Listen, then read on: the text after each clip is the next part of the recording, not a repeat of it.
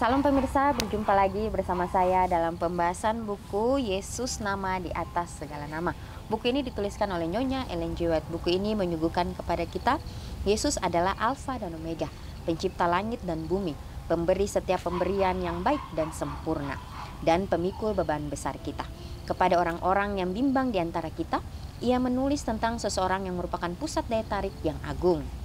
Kepada mereka yang hancur oleh dosa, dia menawarkan juru selamat yang sempurna, perantara yang agung, perantara yang maha kuasa, dan kapten keselamatan kita. Inilah suatu pengharapan bagi kita yang Tuhan berikan untuk kita, sehingga pada saat kita hidup di atas dunia ini, ya, kita harus terus bergantung hanya kepada Tuhan saja. Dialah yang dapat menyelamatkan kita. Dia adalah pusat daya tarik yang agung itu. Dia akan menghibur kita kepada hati yang hancur. Dia menawarkan akan juru selamat yang sempurna.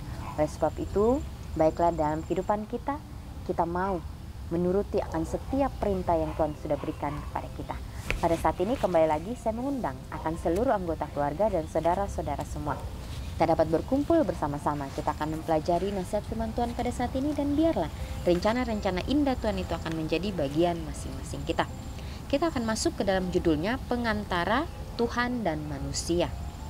Ayatnya terdapat dalam Yohanes 3 ayat 16. Ya, karena begitu besar kasih Allah akan dunia ini, sehingga ia telah mengaruniakan anaknya yang tunggal, supaya setiap orang yang percaya kepadanya tidak binasa, melainkan beroleh hidup yang kekal. Amin. Kristus diperlakukan sebagaimana kita layak diperlakukan, supaya kita dapat diperlakukan sebagaimana ia layak diperlakukan. Ia dihina karena segala dosa kita, yang dalamnya ia tidak terlibat, supaya kita dapat dibenarkan oleh kebenarannya, yang dalamnya kita tidak mempunyai hak apa-apa. Ia menderita kematian yang kita punya, supaya kita mendapat hidup yang dia punya. Oleh segala bilur-bilurnya kita menjadi sembuh. Ya, jadi begitu luar biasa pengorbanan Kristus di atas kayu salib untuk kita. Ya, dia tidak tahu apa-apa, dia tidak melakukan apa-apa, tetapi oleh karena kita manusia yang berdosa, sehingga dia merelakan dirinya untuk mati di atas kayu salib. Ya, jadi betapa luar biasanya kasih yang Tuhan sudah tunjukkan bagi masing-masing kita. Sebenarnya kita yang harus mati, sebenarnya kita yang harus dihina, ya, tetapi dia tidak mau, ya, karena dia sangat-sangat mencintai kita. Itulah bagaimana Tuhan kita, Tuhan yang begitu luar biasa, yang selalu mengasihi kita tanpa batas. Oleh kehidupan dan kematiannya, Kristus telah memperoleh jauh melebihi pemulihan dari kebinasaan yang terjadi oleh dosa. Adalah maksud setan untuk mengadakan perpisahan yang kekal antara Tuhan dan umat manusia. Akan tetapi, dalam Kristus kita dihubungkan lebih rapat lagi dengan Tuhan daripada sekiranya kita tidak pernah berdosa. Dalam mengambil sifat-sifat kita, Juru Selamat telah mengikatkan dirinya kepada manusia dengan ikatan kasih yang tidak akan pernah putus.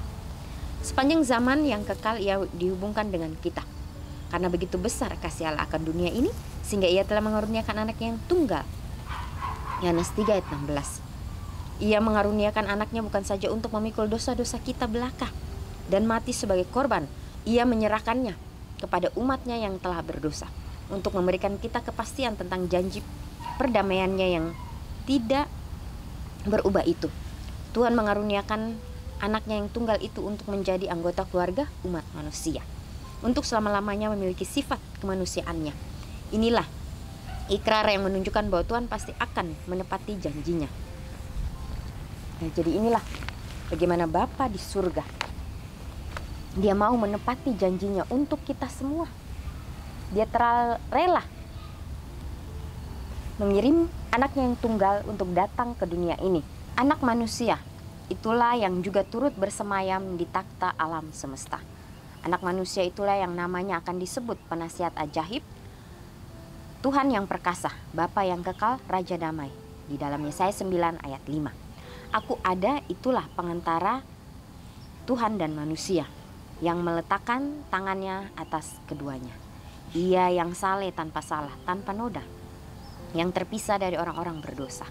Itulah sebabnya ia tidak malu menyebut mereka saudara, di dalam Ibrani 7 ayat 26 dan Ibrani 2 ayat 11. Dalam Kristus keluarga yang di bumi dan yang di surga dipersatukan. Kristus yang dipermuliakan itu adalah saudara kita. Surga diabadikan dalam manusia, dan manusia dirangkul mesra dalam dada kasih yang tiada terduga. Alfa dan Omega jilid 5 halaman 20 dan 21. Ya, jadi inilah nasihat firman Tuhan yang begitu luar biasa. Adalah kita, Bapa kita, ya, adalah pengantara. Ya, atau Yesus adalah pengantara Tuhan dan manusia. Dia adalah Tuhan yang begitu ajaib, yang selalu mengasihi kita senantiasa. Dikatakan dalam Kristus keluarga yang di bumi dan yang di surga dipersatukan. Ya, jadi hanya di dalam Kristus saja kita dapat dipersatukan antara dunia dan surga.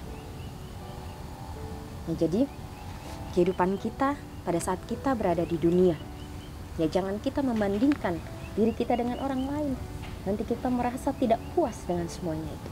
Tapi biarlah kita membandingkan diri kita dengan Tuhan, maka kita tidak ada apa-apanya. Karena Dia adalah Tuhan, pencipta kita. Ya, sehingga disitulah kita mau terus melakukan yang terbaik. Ya, karena kita adalah anak-anak Tuhan, waris kerajaan Tuhan. Baiklah, kita jangan tergiur oleh berbagai-bagai hal-hal duniawi yang membuat kita akan jatuh, yang membuat kita tidak akan hidup kekal untuk selama-lamanya. Ya, di sini juga tadi dikatakan bahwa Ia menyerahkannya kepada umat yang telah berdosa untuk memberi kita kepastian tentang janji perdamaiannya yang tidak terubah itu. Tuhan mengaruniakan anak yang tunggal itu untuk menjadi anggota keluarga umat manusia. Ya. Renungan lebih dalam.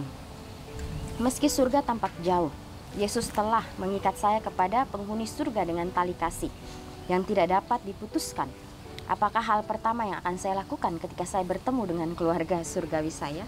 Ya, jadi suatu pengharapan bagi kita. Ya, bahwa tali kasih itu tidak dapat diputuskan. Jadi kita mempunyai pengharapan bahwa ketika kita akan bertemu dengan keluarga surgawi kita masing-masing. Mungkin kita yang sudah ditinggalkan oleh keluarga kita, disitulah kita diberikan suatu pengharapan bagi kita. Untuk kita akan melihat Sang Juru Selamat, akan melihat orang-orang yang kita kasihi. Di sini juga dikatakan bahwa Tuhan mengaruniakan anak yang tunggal itu untuk menjadi anggota keluarga umat manusia.